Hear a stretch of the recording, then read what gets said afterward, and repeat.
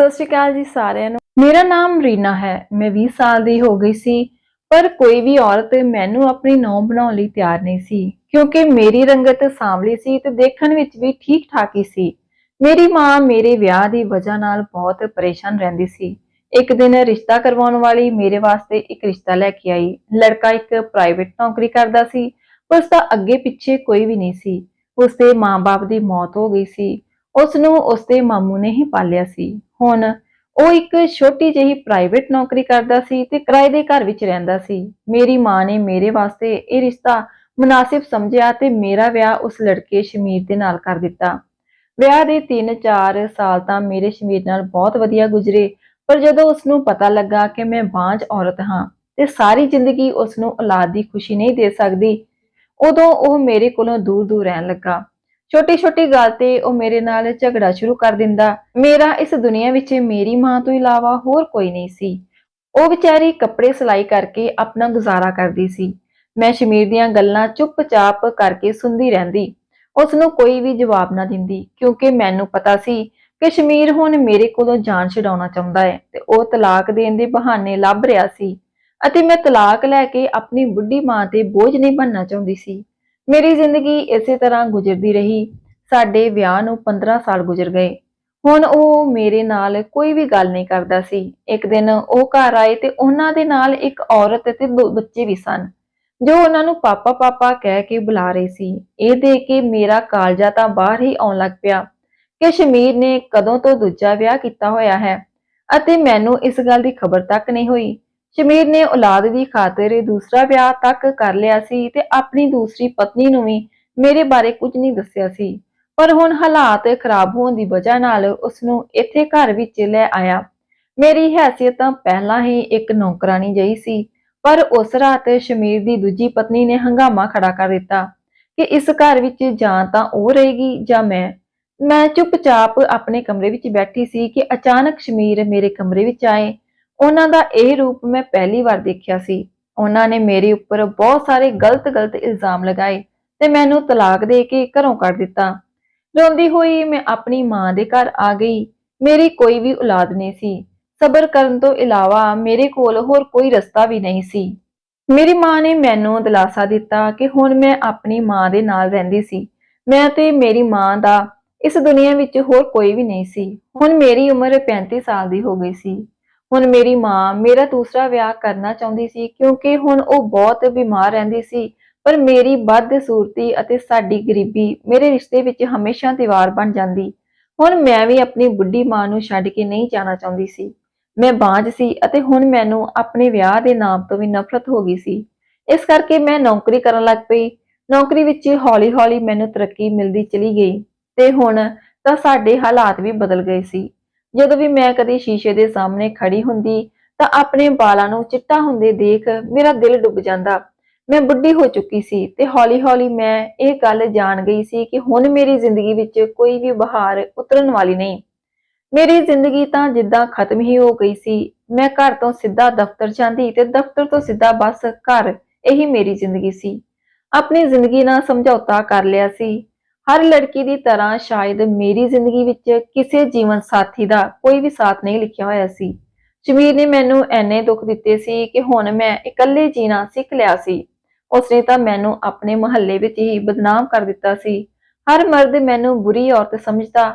ਮਾਂ ਪਿਛਲੇ ਕੁਝ ਦਿਨਾਂ ਤੋਂ ਜ਼ਿਆਦਾ ਹੀ ਬਿਮਾਰ ਰਹਿਣ ਲੱਗ ਪਈ। ਕਿਤੇ ਨਾ ਕਿਤੇ ਮੇਰਾ ਤਲਾਕ ਦਾ ਦੁੱਖ ਉਹਨਾਂ ਨੂੰ ਚਿੰਬੜ ਗਿਆ ਸੀ। ਉਹਨਾਂ ਦੀ ਸਿਹਤ ਦਿਨੋਂ ਦਿਨ ਡਿੱਗਦੀ ਜਾ ਰਹੀ ਸੀ। ਇੱਕ ਦਿਨ ਮੈਂ ਦਫ਼ਤਰ ਤੋਂ ਵਾਪਸ ਪਹੁੰਚੀ ਤਾਂ ਮਾਂ ਬਹੁਤ ਹੀ ਨਿਢਾਲ ਸੀ। ਮੈਂ ਤੁਰੰਤ ਹੀ ਮਾਂ ਨੂੰ ਰਿਕਸ਼ੇ ਵਿੱਚ ਬਿਠਾ ਕੇ ਨਾਲ ਦੇ ਇੱਕ ਛੋਟੇ ਜਿਹੇ ਹਸਪੀਟਲ ਵਿੱਚ ਲੈ ਗਈ। ਡਾਕਟਰ ਸਾਹਿਬ ਤਾਂ ਉੱਥੇ ਮੌਜੂਦ ਨਹੀਂ ਸੀ, ਪਰ ਉੱਥੇ ਇੱਕ ਕੰਮ ਕਰਨ ਵਾਲਾ ਲੜਕਾ ਬਹੁਤ ਚੰਗਾ ਸੀ। ਉਸਨੇ ਮਾਂ ਦੀ ਖਰਾਬ ਤਬੀਅਤ ਨੂੰ ਦੇਖ ਕੇ ਇੱਕ ਗੋਲੀ ਤੁਰੰਤ ਮਾਂ ਦੇ ਮੂੰਹ ਵਿੱਚ ਰੱਖ ਦਿੱਤੀ ਤੇ ਕਹਿਣ ਲੱਗਾ, ਤੁਸੀਂ ਡਾਕਟਰ ਦੇ ਆਉਣ ਦਾ ਇੰਤਜ਼ਾਰ ਕਰੋ। ਮਾਂ ਦੀ ਤਬੀਅਤ ਵਿੱਚ ਕੁਝ ਰਾਹਤ ਹੋ ਗਈ। ਮਾਂ ਦਾ ਬਲੱਡ ਪ੍ਰੈਸ਼ਰ ਹਾਈ ਹੋ ਗਿਆ ਸੀ ਅਤੇ ਜੀਭ ਦੇ ਥੱਲੇ ਰੱਖੀ ਹੋਈ ਗੋਲੀ ਨਾਲ ਕਾਫੀ ਫਰਕ ਪਿਆ। ਜਿੰਨੀ ਦੇਰ ਤੱਕ ਡਾਕਟਰ ਸਾਹਿਬ ਨਹੀਂ ਆਏ, ਉਹ ਲੜਕਾ ਸਾਡੇ ਕੋਲ ਹੀ ਖੜਾ ਰਿਹਾ ਤੇ ਉਸਦਾ ਨਾਮ ਅਰਸ਼ ਸੀ। ਉਹ ਮੇਰੇ ਕੋਲੋਂ ਮਾਂ ਦੇ ਬਾਰੇ ਪੁੱਛ ਰਿਹਾ ਸੀ ਤੇ ਇੱਕ ਪਰਚੀ ਤੇ ਲਿਖਦਾ ਜਾ ਰਿਹਾ ਸੀ। ਡਾਕਟਰ ਸਾਹਿਬ ਆਏ ਤਾਂ ਉਹ ਖੁਦ ਮਾਂ ਨੂੰ ਅੰਦਰ ਲੈ ਕੇ ਚੈੱਕਅਪ ਕੀਤਾ ਦਵਾਈ ਦੇ ਦਿੱਤੀ। ਅਸੀਂ ਵਾਪਸ ਆਉਣ ਲੱਗੇ ਤਾਂ ਉਸ ਲੜਕੇ ਨੇ ਆਪਣਾ ਨੰਬਰ ਦੇ ਦਿੱਤਾ ਕਿ ਜਦੋਂ ਵੀ ਕੋਈ ਇਦਾਂ ਦੀ ਗੱਲਬਾਤ ਹੋਵੇ ਮੈਨੂੰ ਫੋਨ ਕਰ ਦੇਣਾ। ਉਹ 20 ਸਾਲ ਦਾ ਬਹੁਤ ਖੂਬਸੂਰਤ ਲੜਕਾ ਸੀ, ਪਰ ਉਸ ਤੋਂ ਵੀ ਕਿਤੇ ਜ਼ਿਆਦਾ ਮੈਨੂੰ ਉਸਦਾ ਸੁਭਾਅ ਚੰਗਾ ਲੱਗਾ। ਉਹ ਸਾਰੇ ਮਰੀਜ਼ਾਂ ਦੇ ਨਾਲ ਬਹੁਤ ਚੰਗੀ ਤਰ੍ਹਾਂ ਪੇਸ਼ ਆ ਰਿਹਾ ਸੀ। ਮੇਰੇ ਵਾਸਤੇ ਹੁਣ ਨੌਕਰੀ ਤੇ ਜਾਣਾ ਬਹੁਤ ਮੁਸ਼ਕਿਲ ਹੋ ਗਿਆ ਸੀ, ਕਿਉਂਕਿ ਮੇਰੀ ਨੌਕਰੀ ਤੇ ਵੀ ਹਰ ਸਮੇਂ ਆਪਣੀ ਮਾਂ ਦੀ ਹੀ ਫਿਕਰ ਸਤਾਉਣ ਲੱਗ ਪਈ ਸੀ। 2 ਦਿਨ ਬਾਅਦ ਮਾਂ ਨੇ ਫੋਨ ਕਰਕੇ ਦੱਸਿਆ ਕਿ ਉਹਨਾਂ ਦੀ ਤਬੀਅਤ ਬਹੁਤ ਜ਼ਿਆਦਾ ਖਰਾਬ ਹੋਣ ਲੱਗ ਪਈ। ਮੈਂ ਦਫ਼ਤਰ ਤੋਂ ਛੁੱਟੀ ਲੈਣੀ ਚਾਹੀ, ਪਰ ਮੈਨੂੰ ਛੁੱਟੀ ਨਾ ਮਿਲੀ। ਮੈਂ ਅਰਸ਼ ਨੂੰ ਮਜਬੂਰੀ ਵਿੱਚ ਫੋਨ ਲਗਾਇਆ, ਉਸ ਨੂੰ ਆਪਣਾ ਮਸਲਾ ਦੱਸਿਆ ਤਾਂ ਉਹ ਤੁਰੰਤ ਹੀ ਮੇਰੇ ਘਰ ਜਾਣ ਦੇ ਲਈ ਰਾਜੀ ਹੋ ਗਿਆ। ਕੁਝ ਦੇਰ ਬਾਅਦ ਅਰਸ਼ ਦਾ ਫੋਨ ਆਇਆ ਤੇ ਉਸਨੇ ਮੈਨੂੰ ਦੱਸਿਆ ਕਿ ਮਾਂ ਦੀ ਤਬੀਅਤ ਬਹੁਤ ਬਿਹਤਰ ਹੋ ਗਈ ਹੈ। ਉਸਨੇ ਮੈਨੂੰ ਕਿਹਾ ਕਿ ਤੁਸੀਂ ਪਰੇਸ਼ਾਨ ਨਾ ਹੋਵੋ, ਆਰਾਮ ਨਾਲ ਆਪਣਾ ਕੰਮ ਕਰੋ। ਤੁਹਾਡੀ ਵਾਪਸੀ ਤੱਕ ਮੈਂ ਤੁਹਾਡੀ ਮਾਂ ਦੇ ਨਾਲ ਹੀ ਰਵਾਂਗਾ। ਇਹ ਸੁਣ ਕੇ ਮੈਨੂੰ ਤਸੱਲੀ ਹੋਈ। ਮੈਂ ਇੱਕ ਵਾਰ ਫਿਰ ਤੋਂ ਅਰਸ਼ ਦੇ ਦਿਲ ਤੋਂ ਸ਼ੁਕਰੀਆ ਅਦਾ ਕੀਤਾ ਸੀ। ਮੈਨੂੰ ਉਹ ਕੋਈ ਫਰਿਸ਼ਤਾ ਲੱਗ ਰਿਹਾ ਸੀ, ਕਿਉਂਕਿ ਮੇਰਾ ਦਫ਼ਤਰ ਤੋਂ ਨਿਕਲਣਾ ਬਿਲਕੁਲ ਹੀ ਮੁਮਕਿਨ ਨਹੀਂ ਸੀ। ਜਦੋਂ ਮੈਂ ਸ਼ਾਮ ਨੂੰ ਘਰ ਵਾਪਸ ਆਈ ਤਾਂ ਮਾਂ ਦੀ ਤਬੀਅਤ ਕਾਫੀ ਬਿਹਤਰ ਸੀ।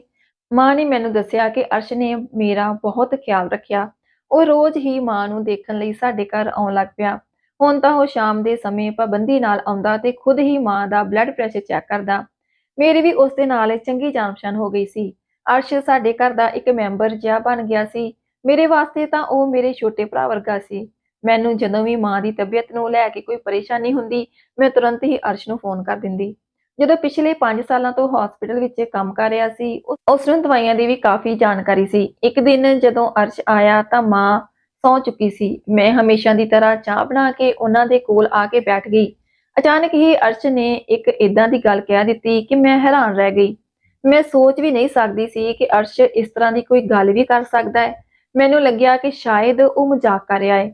ਮੈਂ ਇਸ ਗੱਲ ਨੂੰ ਇਗਨੋਰ ਕਰ ਦਿੱਤਾ ਤੇ ਉਸ ਨੂੰ ਪੁੱਛਣ ਲੱਗ ਪਈ ਕਿ ਉਸਨੇ ਆਪਣੀ ਪੜ੍ਹਾਈ ਕਿਉਂ ਛੱਡ ਦਿੱਤੀ। ਉਹ ਕਹਿਣ ਲੱਗਾ ਕਿ ਉਸ ਨੂੰ ਪੜ੍ਹਾਈ ਦਾ ਕੋਈ ਬਹੁਤਾ ਸ਼ੌਕ ਨਹੀਂ ਸੀ। ਉਸਦੇ ਪਿਤਾ ਜੀ ਨੇ ਬਹੁਤ ਜ਼ੋਰ ਦਿੱਤਾ, ਪਰ ਫਿਰ ਵੀ ਉਹ ਪੜ੍ਹਾਈ ਨਹੀਂ ਕਰ ਪਾਇਆ। ਉਸਨੇ ਆਪਣੀ ਮਰਜ਼ੀ ਨਾਲ ਇਹ ਨੌਕਰੀ ਕਰ ਲਈ।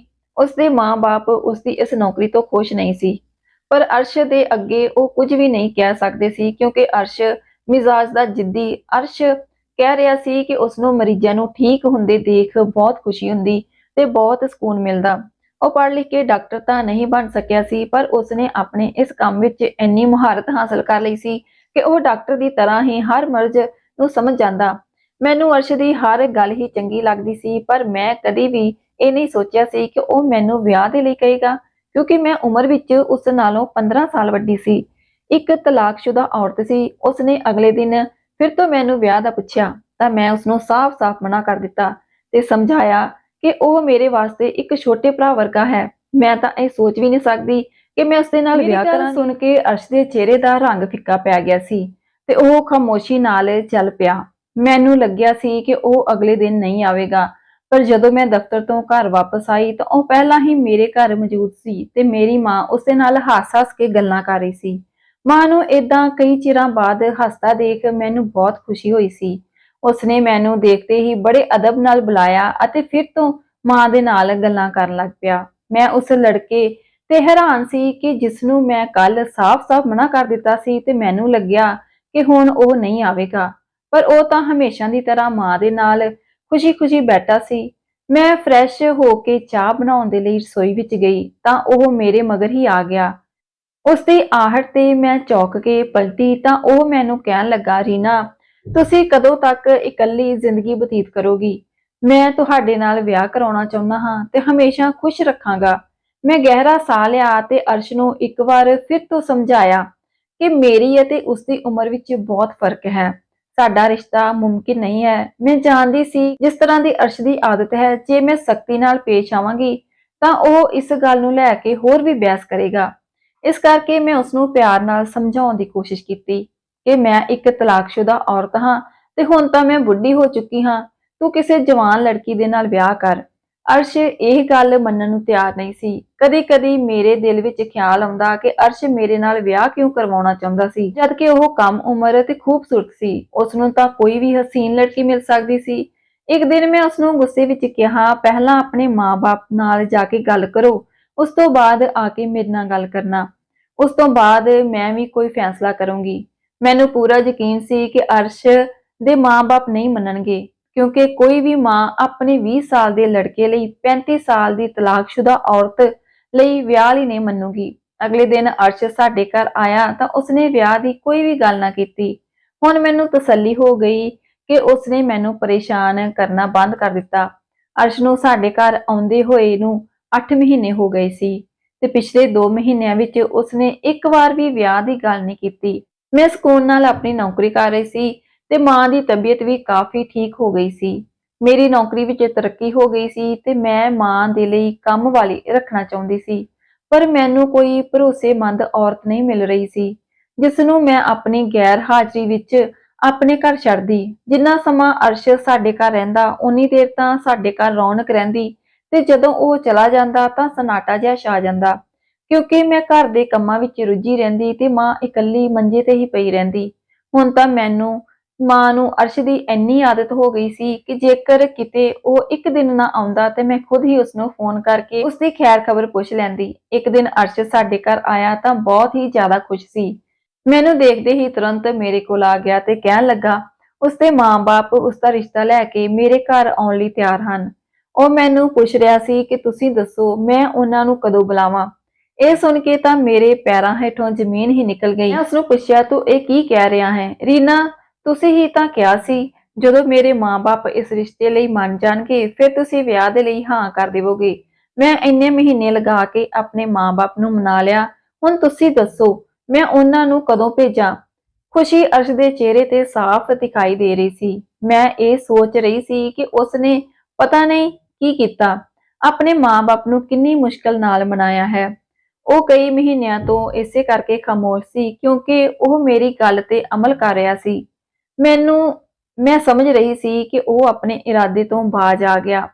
ਮੈਂ ਮਾਂ ਨੂੰ ਸਭ ਕੁਝ ਦੱਸ ਕੇ ਉਹਨਾਂ ਨਾਲ ਸਲਾਹ ਕੀਤੀ ਤਾਂ ਮਾਂ ਕਹਿਣ ਲੱਗੀ ਕਿ ਅਰਸ਼ ਤੋਂ ਚੰਗਾ ਲੜਕਾ ਤੇਰੇ ਵਾਸਤੇ ਕੌਣ ਹੋ ਸਕਦਾ ਹੈ। ਉਹਨਾਂ ਦੇ ਚਿਹਰੇ ਤੇ ਵੀ ਸਾਫ਼ ਖੁਸ਼ੀ ਦਿਖਾਈ ਦੇ ਰਹੀ ਸੀ। ਮਾਂ ਕਹਿਣ ਲੱਗੀ ਤੂੰ ਉਸਦੇ ਨਾਲ ਵਿਆਹ ਕਰ ਲੈ, ਤੇਰੀ ਜ਼ਿੰਦਗੀ ਸੰਵਰ ਜਾਵੇਗੀ ਅਤੇ ਮੈਨੂੰ ਵੀ ਮਰਦੇ ਸਮੇਂ ਇਹ ਸਕੂਨ ਹੋਵੇਗਾ ਕਿ ਮੇਰੀ ਬੇਟੀ ਇਕੱਲੀ ਨਹੀਂ ਹੈ। ਮਾਂ ਕਹਿ ਰਹੀ ਸੀ ਕਿ ਵਿਆਹ ਤੋਂ ਬਾਅਦ ਤੂੰ ਨੌਕਰੀ ਛੱਡ ਦੇਣਾ ਤੇ ਆਰਾਮ ਨਾਲ ਘਰ ਸੰਭਾਲਣਾ। ਮਾਂ ਦੇ ਮਜਬੂਰ ਕਰਨ ਤੇ ਮੈਂ ਅਰਸ਼ ਨੂੰ ਕਿਹਾ ਕਿ ਠੀਕ ਹੈ, ਉਹ ਆਪਣੇ ਮਾਂ-ਬਾਪ ਨੂੰ ਮੇਰੇ ਘਰ ਭੇਜ ਦੇਵੇ। ਅਗਲੇ ਹੀ ਦਿਨ ਅਰਸ਼ ਦੇ ਮਾਂ-ਬਾਪ ਰਿਸ਼ਤਾ ਲੈ ਕੇ ਆ ਗਏ। ਉਹ ਲੋਕ ਇਸ ਰਿਸ਼ਤੇ ਤੋਂ ਸ਼ਾਇਦ ਬਿਲਕੁਲ ਵੀ ਖੁਸ਼ ਨਹੀਂ ਸੀ। ਮੈਂ ਇਹ ਗੱਲ ਚੰਗੀ ਤਰ੍ਹਾਂ ਸਮਝ ਸਕਦੀ ਹਾਂ ਕਿਉਂਕਿ ਮੇਰਾ ਅਤੇ ਅਰਸ਼ ਦਾ ਮੇਲ ਬੇਜੋੜ ਸੀ। ਜਿਸ ਨੂੰ ਵੀ ਇਹ ਰਿਸ਼ਤੇ ਦੇ ਬਾਰੇ ਪਤਾ ਲੱਗਦਾ ਉਹ ਤਾਂ ਇਹੀ ਕਹੇਗਾ ਕਿ ਇੱਕ ਬੁੱਢੀ ਔਰਤ ਨੇ ਜਵਾਨ ਲੜਕੇ ਨੂੰ ਫਸਾ ਲਿਆ। ਇਸ ਤਰ੍ਹਾਂ ਮੇਰਾ ਅਰਸ਼ ਦੇ ਨਾਲ ਰਿਸ਼ਤਾ ਹੋ ਗਿਆ। ਕਦੀ-ਕਦੀ ਤਾਂ ਮੈਨੂੰ ਬਹੁਤ ਸ਼ਰਮਿੰਦਗੀ ਦਾ ਅਹਿਸਾਸ ਹੁੰਦਾ ਕਿ ਜਿਸ ਨੂੰ ਮੈਂ ਆਪਣੇ ਛੋਟੇ ਭਰਾ ਵਾਂਗ ਸਮਝਦੀ ਸੀ ਉਸਦੇ ਨਾਲ ਹੀ ਵਿਆਹ ਹੋ ਰਿਹਾ ਹੈ। ਅਰਸ਼ ਅਤੇ ਮੇਰਾ ਵਿਆਹ ਬਹੁਤ ਹੀ ਸਾਦਗੀ ਦੇ ਨਾਲ ਹੋਇਆ ਕਿਉਂਕਿ ਮੈਂ ਵੀ ਬਹੁਤ ਧੂਮ-ਧਾਮ ਨਾਲ ਵਿਆਹ ਨਹੀਂ ਕਰਨਾ ਚਾਹੁੰਦੀ ਸੀ ਅਤੇ ਅਰਸ਼ ਦੇ ਮਾਂ-ਬਾਪ ਵੀ ਇਸ ਗੱਲ ਨੂੰ ਜ਼ਮਾਨੇ ਤੋਂ ਲੁਕਾ ਕੇ ਹੀ ਰੱਖਣਾ ਚਾਹੁੰਦੇ ਸਨ ਕਿ ਉਹਨਾਂ ਦੀ ਨੂੰਹ 35 ਸਾਲ ਦੀ ਤਲਾਕਸ਼ੁਦਾ ਹੈ। ਆਂਢ ਗੁਆਂਢ ਵਿੱਚ ਜਦੋਂ ਇਸ ਗੱਲ ਦੇ ਬਾਰੇ ਪਤਾ ਲੱਗਾ ਤਾਂ ਉਹਨਾਂ ਨੇ ਵੀ ਗੱਲਾਂ ਬਣਾਉਣੀਆਂ ਸ਼ੁਰੂ ਕਰ ਦਿੱਤੀਆਂ। ਨਾਲ ਹੀ ਗਵਾਂਢਣ ਨੇ ਤਾਂ ਇੱਥੋਂ ਤੱਕ ਕਹਿ ਦਿੱਤਾ ਕਿ ਮਾਂ ਦੀ ਬਿਮਾਰੀ ਦੇ ਬਹਾਨੇ ਘਰ ਲੜਕੇ ਨੂੰ ਬੁਲਾ ਕੇ ਰੀਨਾ ਨੇ ਖੁਦ ਹੀ ਉਸਨੂੰ ਫਸਾਇਆ ਹੈ। ਉਹਨਾਂ ਦੀਆਂ ਗੱਲਾਂ ਸੁਣ ਕੇ ਮੇਰੇ ਅਥਰੂ ਨਹੀਂ ਰੁਕ ਰਹੇ ਸੀ। ਵਿਦਾਈ ਦੇ ਸਮੇਂ ਮੈਂ ਆਪਣੀ ਮਾਂ ਦੇ ਗਲੇ ਲੱਗ ਕੇ ਬਹੁਤ ਰੋਈ। ਮਾਂ ਨੇ ਬਹੁਤ ਸਾਰੀਆਂ ਦੁਆਵਾਂ ਦੇ ਨਾਲ ਮੈਨੂੰ ਵਿਦਾ ਕਰ ਦਿੱਤਾ ਤੇ ਮੈਂ ਵਿਦਾ ਹੋ ਕੇ ਆਪਣੇ ਸਹੁਰੇ ਘਰ ਆ ਗਈ। ਸਹੁਰੇ ਘਰ ਕਦਮ ਰੱਖਦੇ ਸਮੇਂ ਮੇਰਾ ਦਿਲ ਅਜੀਬ ਹੀ ਅੰਦਾਜ਼ ਵਿੱਚ ਧੜਕ ਰਿਹਾ ਸੀ। ਮੇਰੀ ਸੱਸ ਦਾ ਰਵੱਈਆ ਮੇਰੇ ਨਾਲ ਬਹੁਤ ਰੁੱਖਾ ਸੀ। ਮੈਂ ਦਿਲ ਹੀ ਦਿਲ ਸੋਚ ਲਿਆ ਕਿ ਮੈਂ ਆਪਣੀ ਖਿਦਮਤ ਨਾਲ ਆਪਣੀ ਸੱਸ ਦਾ ਦਿਲ ਜਿੱਤ ਲਵਾਂਗੀ ਅਤੇ ਅਰਸ਼ ਨੂੰ ਕਦੇ ਵੀ ਇਸ ਰਿਸ਼ਤੇ ਤੇ ਸ਼ਰਮਿੰਦਗੀ ਨਹੀਂ ਹੋਣ ਦੇਵਾਂਗੀ।